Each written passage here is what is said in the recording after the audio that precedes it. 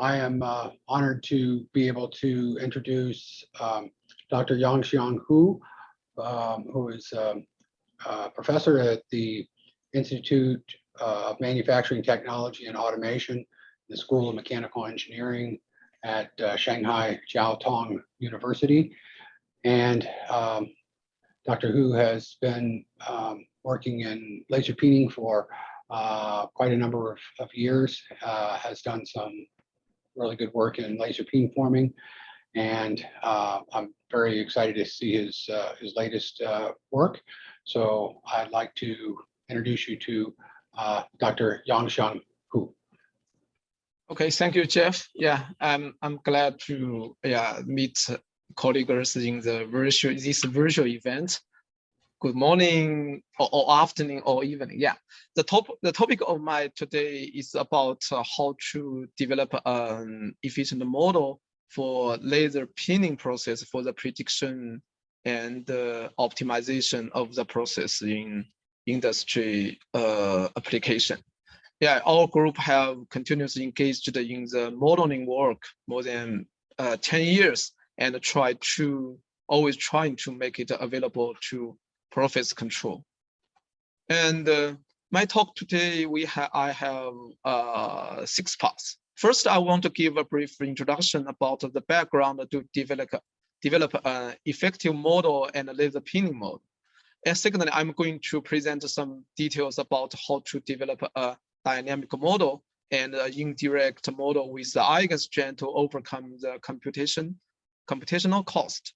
We also develop a crystal plasticity model to include the laser peening effects from experiments to predict the mechanical property after laser peening. And then we are going to present our work about how to utilize the model for the prediction and the inverse process optimization for the shaping of some complex shapes. At last, a brief conclusion will be given. As we know, laser peening actually is characterized by a high dynamic physical process to produce compressive residual stress and complex shape. The expanding plasma is confined by the water, and the pressure is increased by the 1 order to reach the amplitude of several gigapascal. Under the shock loading, the material usually undergoes the transient deformation at a high strain rate, about 1 million per second. So plastic deformation will be generated about the surface so that it can reduce some compressive residual stress and the bending deformation.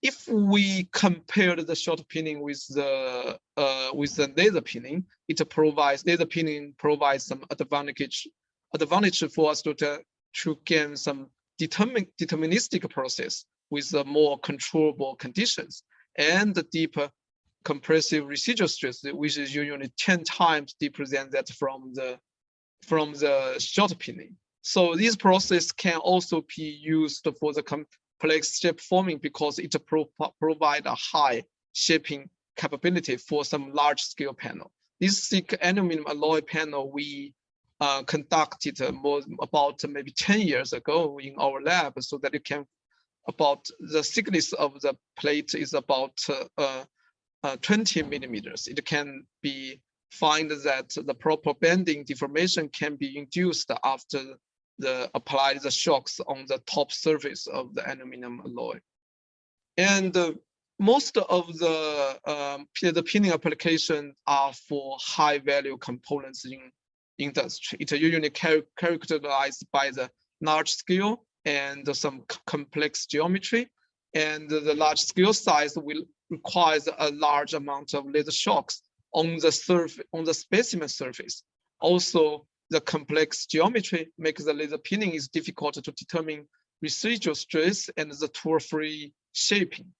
And we must also pay attention on the process with risk to introduce some unexpected damage, such as laser ablation because of the absorbent layer breakdown.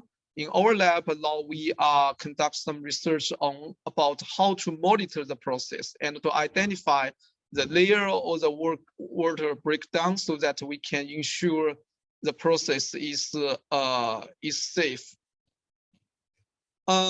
If we want to save high and trial error cost of the process greatly, it is great desire for us to develop some model-based process optimization.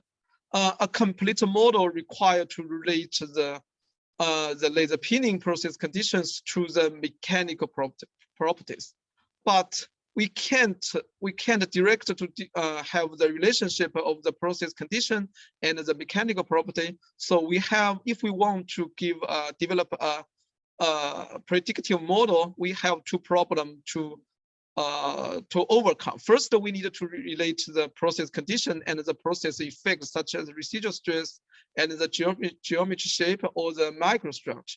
And secondly, we can relate the process effect to the mechanical property. So both of these two problems are direct problems. So we can develop a model for the prediction, but inversely, we needed to do some process optimization. And the development models are expected to the process optimization if it can will relate to the process condition and the process effect and the mechanical property. So also our group have engaged in this topic for more than 10 years. First, we develop a model to predict the process effect as the residual stress and the geometry. And our current recent work to develop to relate the process effect and the mechanical property. We also doing some inverse problem for the shape forming to use some define some physical quantities. Oh, sorry.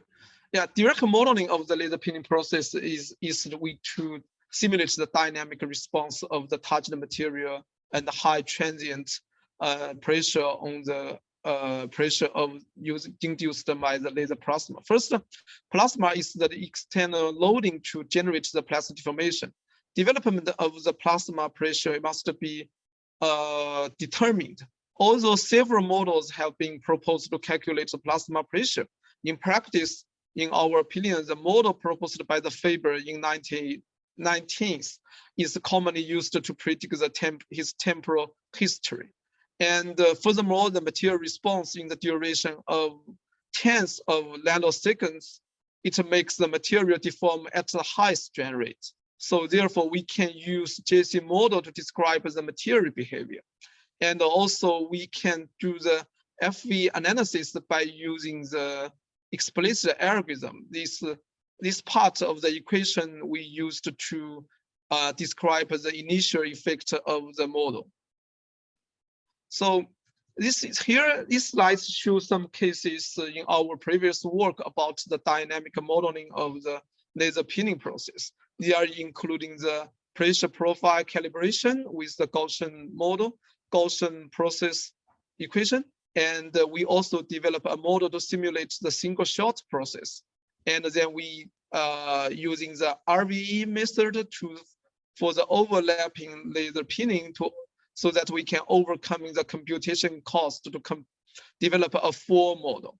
We also develop a dynamic model to simulate the laser peen forming process.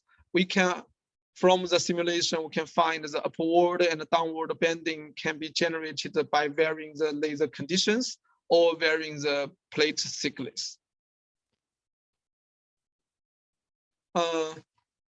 Although direct modeling of the dynamic process can help us to understand the physical process and predict the shock effect very well, but we need to consider the geometry effect of a large scale component. A full-size model is usually necessary, but a full-size model is computation prohibitive if we want to simulate a large amount of laser shocks on the surface. For example, laser peening of blades distortion have to be considered.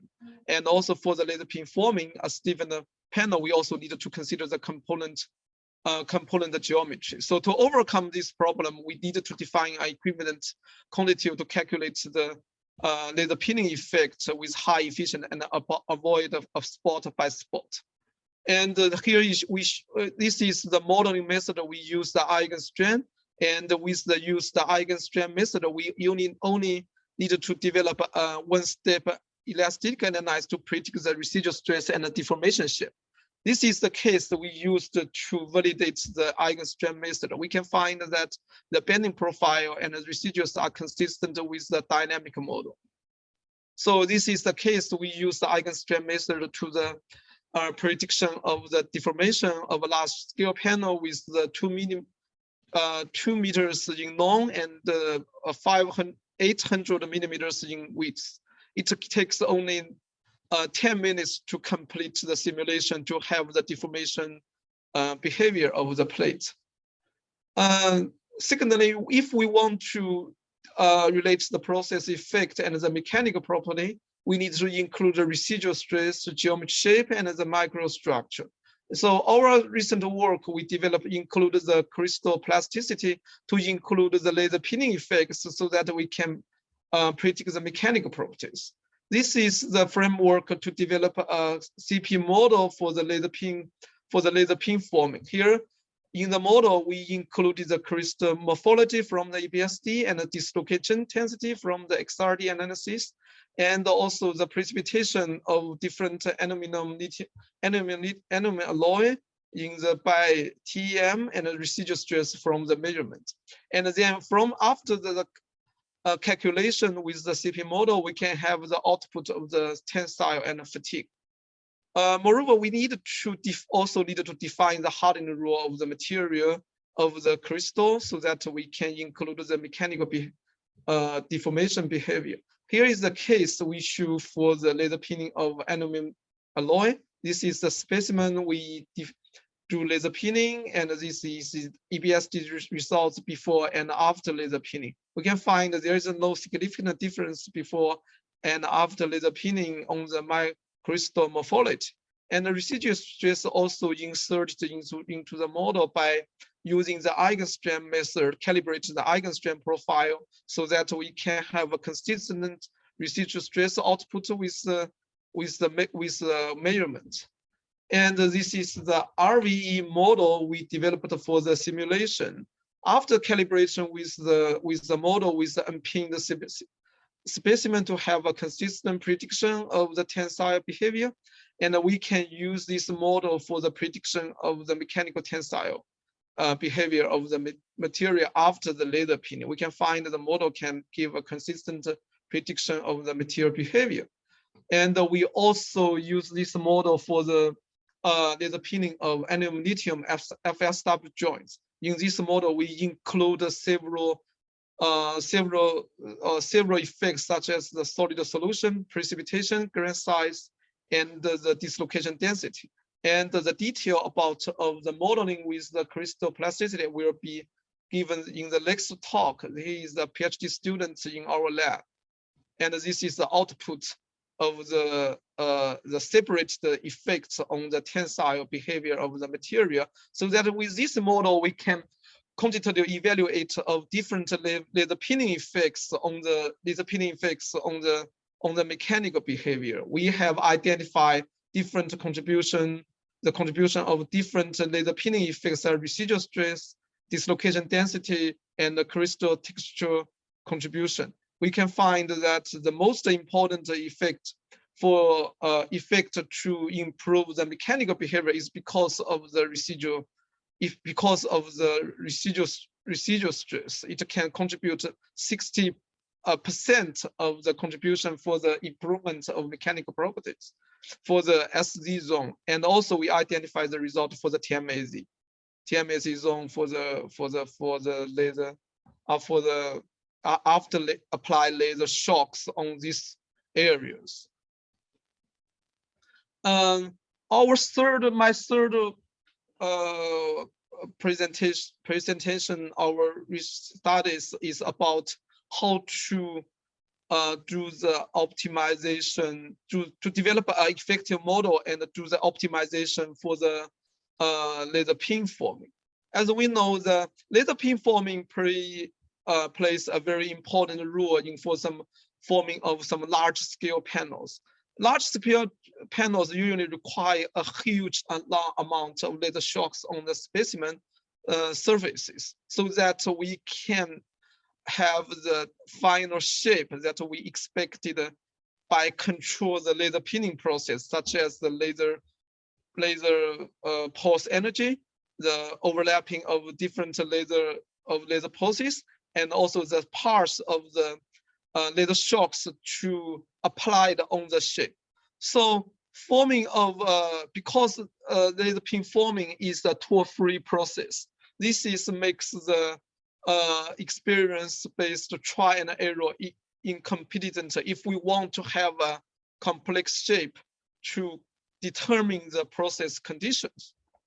So in our recent work, we find that the different eigenstrain we discussed previously, the profile can lead to identical bending deformation. This is the governing equation contains because governing equation contains the integration of the eigenstrain. This leads to the multiple solutions of the eigenstrain if we want to do this in an inverse problem, because it is the integral problem in the forward prediction. So if we want to find the eigenstrain profile from the given bending profile, actually this is the EO problem because it has a multiple solution, such as shown in this figure. So actually the eigenstrain can be decomposed into the elongation of the plate and the bending components. If we only include the bending component in the equation, we saw that we can can be determining the eigenstrain profile because it's the one-by-one problem. So governing equation we define physical quantity. We call it the eigen-moment. This is the integration of the eigenstrain effect across the cyclic section. So that we can have the governing equation describe eigen-moment in this equation. So we can find that this is the deflection of the panel, and this is the eigenstrain into direction, into defined, and it is varied by the laser conditions. So with the defined the eigen-moment, this would be the only inherent source for us to determine the deformation shape besides two material constants. So this is the problem. This equation can be simplified to the problem used for the optimization. We can find that this equation is a first order in homogeneous PDE, and it has the unique solution within the proper plate domain, and the boundary we applied on the plate. So use this by defining the eigen-moment. We can predict the deformed shape with this equation, and inversely we can use the equation for the optimization of the eigenstrain moment that's required for the expected shape. And for the optimization, we can, if we two components and xy star in two directions, it is physically related under given process condition with the ratio, so that we can find that this equation can be simplified a Portion's equation.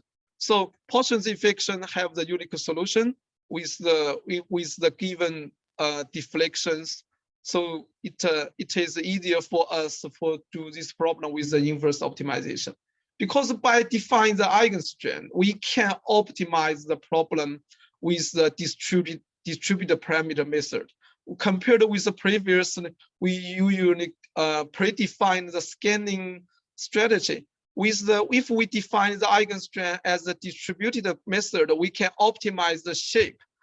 We can optimize by some topology optimization method. So this is the problem we can define for the shape optimization. So process optimization of laser peen forming, here with this problem with the distributed eigenstrain moment and some kinds of PDE constraint. By defining this problem with the design variable is the distributed eigenmoment. It can be defined as 0 or 1. If we define the eigenstrain with 1, we can we consider this as we need to apply the laser peening in this region. So this is the objective function with the minimum discrepancy of the deflections. And this is the constraint, and also this is the geometry error constraints.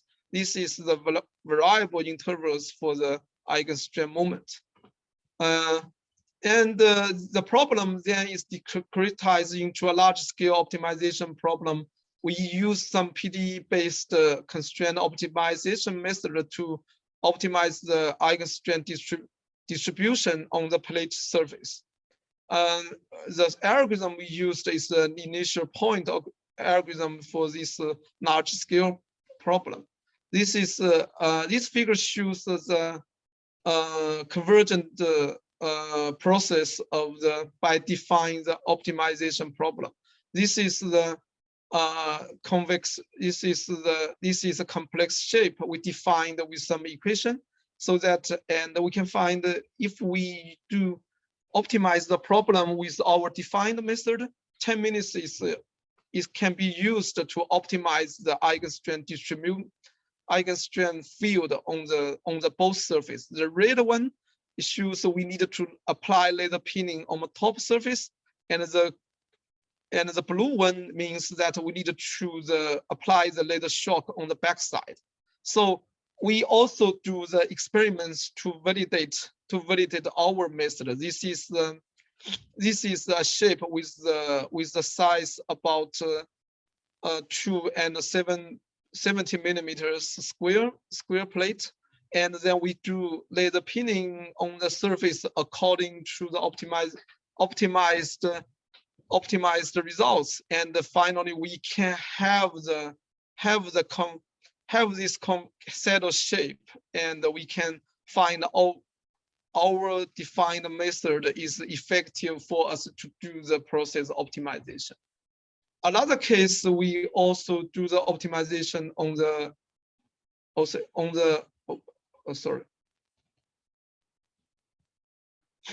for generate cylinder shape. Cylinder shape is difficult actually for the laser peening. We can find by defining the problem, we also do the optimization of the cylinder shape. Okay, sorry. Oh, I'm sorry.